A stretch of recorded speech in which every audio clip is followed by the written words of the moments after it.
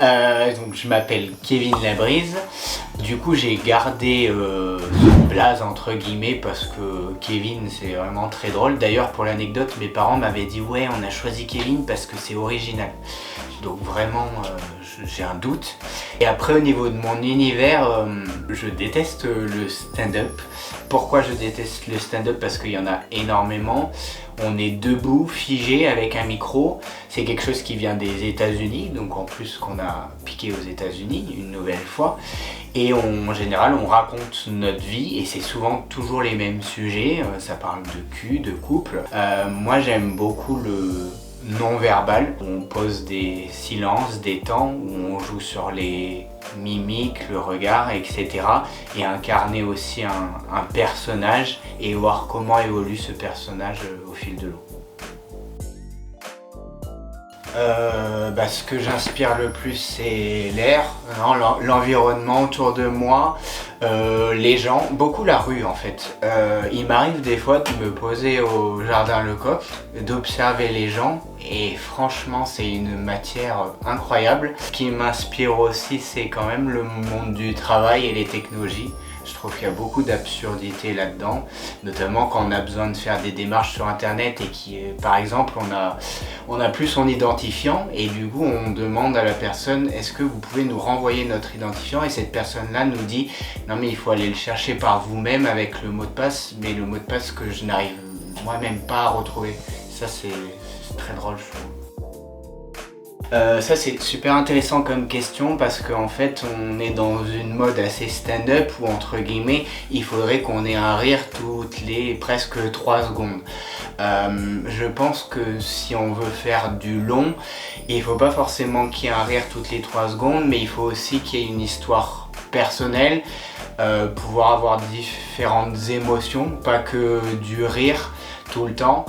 Et du coup c'est une pression qui est naturelle en fait, on le fait, moi je le fais parce que j'ai envie de faire rire les gens, donc bien sûr qu'il y a une forme de pression, mais c'est un stress positif et qui va stimuler normalement. Oui, comment tu fais ça Oui, c'est pas toujours évident et ce qui est hallucinant aussi c'est que des fois tu as une blague que tu fais beaucoup, qui marche beaucoup.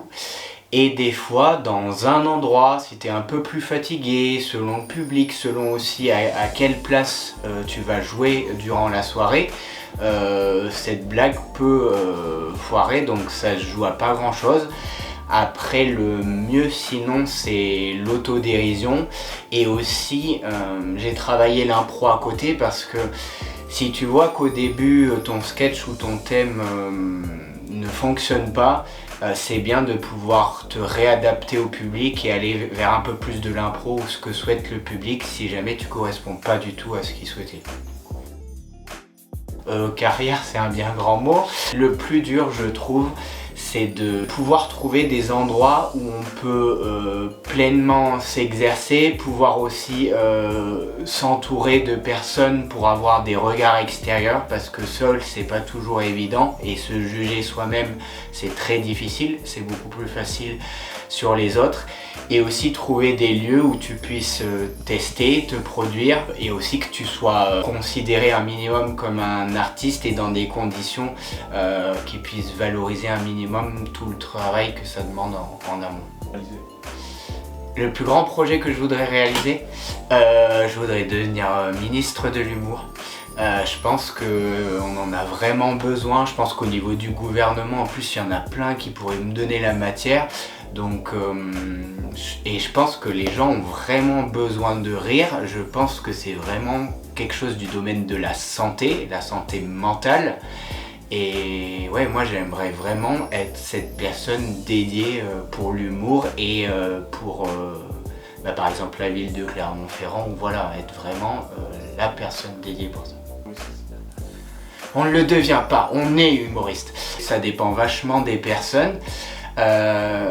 Moi c'est vrai que quand j'étais petit j'aimais bien faire rire, mais je m'étais jamais rendu compte de ça et je m'étais jamais dit j'ai envie de devenir humoriste. Donc c'est un peu par le biais d'échanges avec des amis, avec aussi l'évolution de la société qu'on se dit pourquoi je pourrais pas transmettre ça, notamment sur scène. Et du coup après, une fois qu'on l'a testé, qu'on l'a fait une fois, c'est aussi une forme d'addiction et c'est vraiment kiffant de pouvoir faire rire les gens. Bah, j'ai pris un peu en maturité, en expérience aussi. J'ai pu apprendre aussi à me connaître, à prendre en compte les conseils de professionnels, mais aussi à les réadapter en fonction de moi, mes forces et ma personnalité. Et du coup, je suis en train de construire un personnage qui me correspond de plus en plus. Et donc, ouais, vraiment, je pense qu'il faut vraiment être soi-même ou garder son authenticité pour pouvoir être ensuite reconnu et se différencier des autres. Je sais pas sincèrement parce qu'en fait, avec le recul, il y a des choses qu'on pourrait changer, mais en même temps, il y a des choses où on peut se tromper et échouer qui nous forgent ensuite.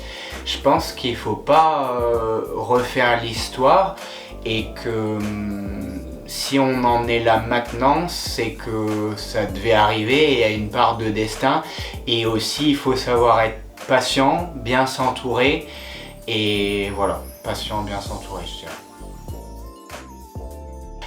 Les réseaux sociaux, je déteste un peu ça parce que c'est très chronophage, c'est pas forcément quelque chose de juste et pour moi c'est un autre métier, c'est un métier vraiment de community manager.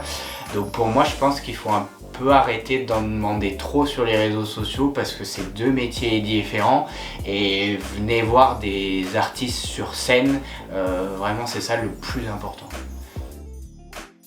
Mal. De base, je travaillais comme un humoriste fait généralement, c'est-à-dire que j'écrivais vraiment tout. J'avais une structure, une histoire, j'essayais d'avoir une chute pour savoir vers où j'allais. Après, je réajustais, je testais et donc j'écrivais vraiment tout. J'écrivais beaucoup les didascalies aussi pour savoir quelle est l'humeur de mon personnage, comment il va arriver, comment je vais utiliser le non-verbal pour attirer aussi le regard et le public. Maintenant, j'ai un peu évolué dans mon écriture parce que quand je suis trop sur du mot à mot, du coup, je peux perdre ce qui se passe à l'instant T au niveau des interactions. Donc, je me laisse un peu plus de marge, de liberté pour pouvoir avoir de l'impro parce que c'est ce que j'aime aussi. Une mauvaise soirée sur scène, ce serait une soirée où en fait les personnes ne viennent peut-être pas pour ça ou pour toi.